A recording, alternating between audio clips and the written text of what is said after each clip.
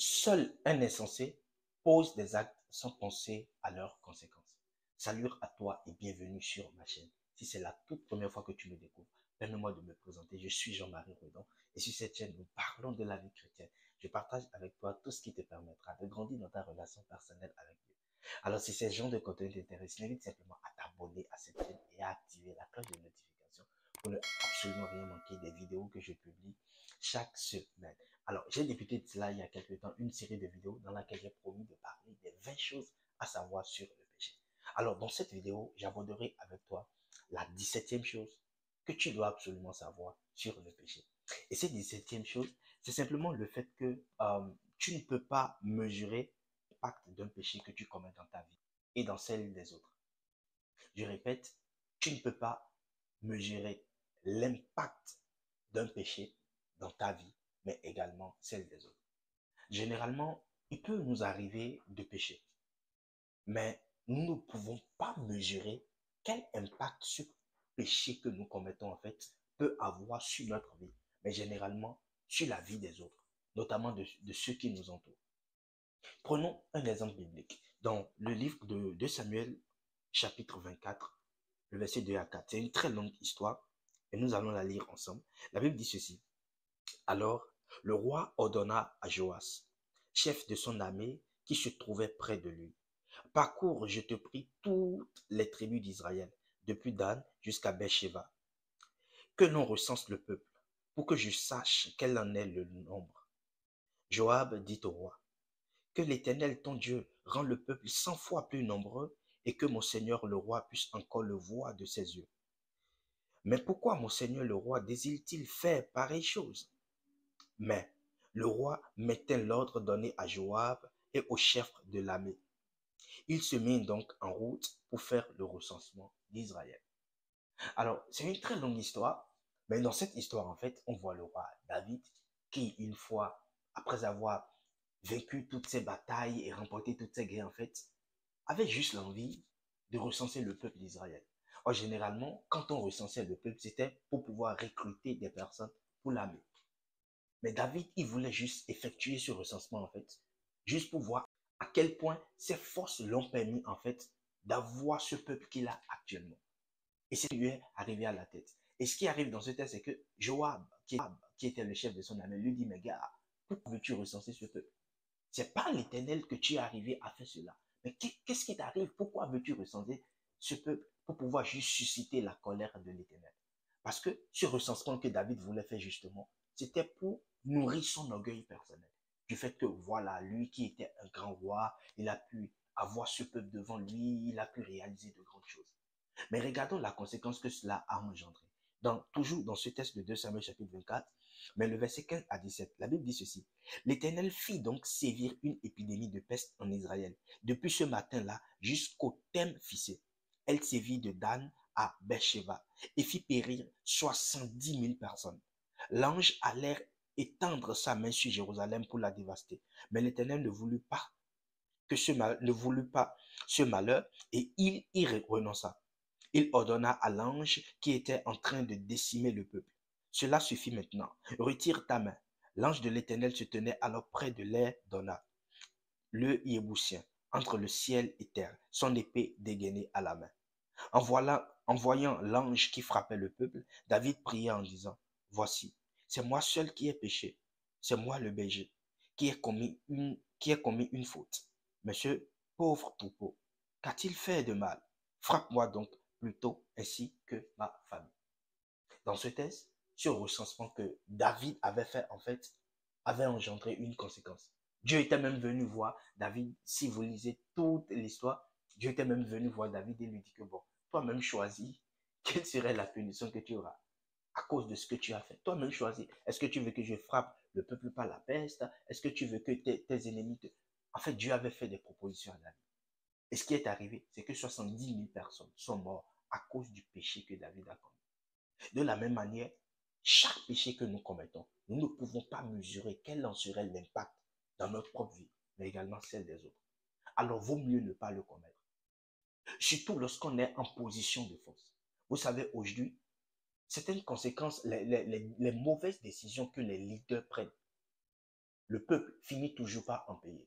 Les mauvaises décisions que les leaders prennent, le peuple finit toujours par en payer.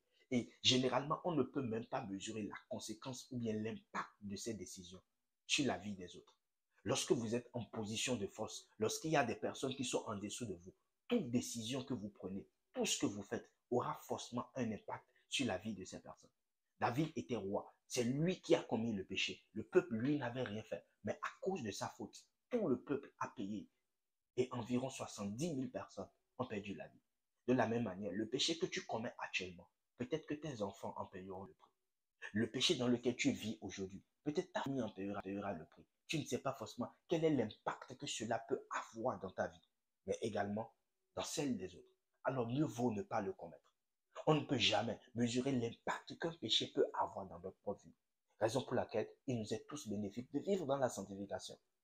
Parce qu'un péché que tu commets aujourd'hui peut avoir des conséquences sur ta vie, mais également celle des autres.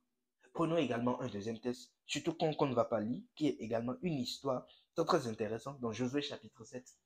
C'était l'histoire des enfants d'Israël qui partaient à la guerre. Pour eux, Dieu était avec eux. Dieu leur avait promis justement qu'il serait avec eux à la guerre.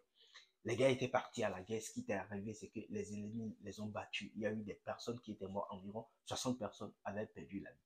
Et Josué avait déchiré ses vêtements, avait dit à Dieu, comment tu nous as promis que tu seras avec nous? Mais on part à la guerre et les ennemis nous battent. Et Dieu dit à Josué, oui, j'avais promis que je serais avec vous.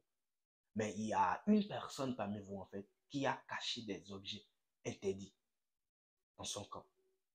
Et ils ont effectué des vérifications. Et ce qui en est arrivé, c'est qu'il y avait Akan, justement, qui était dans ce camp, qui avait caché des objets. Il disait qu'il avait fortement envie. Et il avait pris des objets que Dieu avait interdits. Et il avait gardé. Et en commettant ce péché, à cause de ce péché, il y a eu des personnes qui sont mortes à la guerre. Parce que lui, il a péché.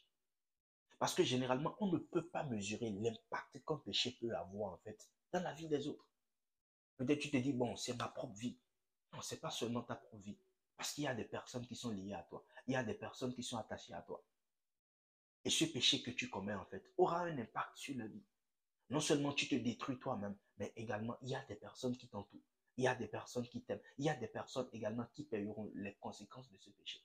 Et généralement, on ne peut pas mesurer l'impact de cela. Un troisième exemple aussi serait celui de Samson. Samson, en commettant son péché d'adultère avec Delilah, ne pouvait pas s'imaginer quel serait l'impact de ce péché. Parce que oui, Dieu l'a établi depuis sa naissance pour être juge, afin de servir les intérêts de Dieu et délivrer son peuple. Mais à cause de son péché, non seulement il a perdu ses yeux, mais il a failli d'une part dans l'accomplissement de sa mission. Bien qu'à la fin de sa vie, il s'est repenti. Parce que le péché que tu commets aujourd'hui, tu ne sais pas forcément quel en serait l'impact dans ta propre vie, mais également celle de ta famille. Tu es père de famille, le péché que tu commets, tes enfants en payeront le prix, ta femme en payeront le prix. Il y a des personnes tout autour qui en payeront le prix.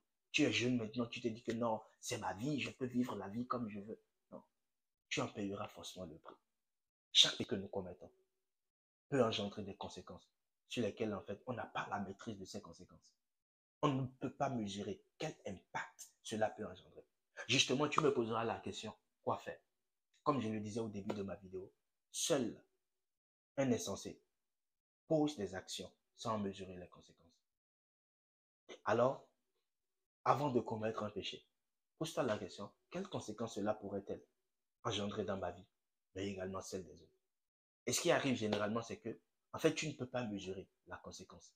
Mais par ta propre conscience également, tu peux savoir, cet acte que je suis en train de poser, en fait, peut engendrer telle conséquence dans ma vie. Alors, vaut mieux ne pas la commettre. Et la deuxième des choses, justement, à faire, c'est de demander conseil. Dans le texte qu'on a lu de 1 Samuel chapitre 24, on voyait Joab qui était là et qui était vraiment comme cette personne que Dieu avait placée aux côtés de David. Pour lui dire que non, gars, ce que tu es en train de faire là, c'est mauvais. Mais David n'a pas voulu écouter. De la même manière, si tu te trouves devant des choses que tu veux accomplir, que ce soit un péché, que ce soit une décision, parce que j'ai parlé du péché, mais également j'ai parlé des prises de décision, surtout quand on est en position de force, c'est de demander des conseils à d'autres personnes. C'est de demander qu'est-ce qu'ils pensent de ça? Qu'est-ce que tu penses si je faisais telle chose? Parce que certainement, Dieu peut passer par cette personne pour te ramener sur le droit chemin. Seul un insensé pose des actes sans en mesurer l'impact des conséquences que ces actes peuvent engendrer. C'était ce que je voulais partager avec toi dans cette vidéo. Dans la prochaine vidéo, je poursuivrai également. Rassure-toi, j'ai promis de partager 20 choses à savoir sur le péché. Donc, on ira au bout jusqu'à ces 20 choses. Abonne-toi à cette chaîne surtout et partage cette vidéo à une personne. Que Dieu te bénisse. Peace.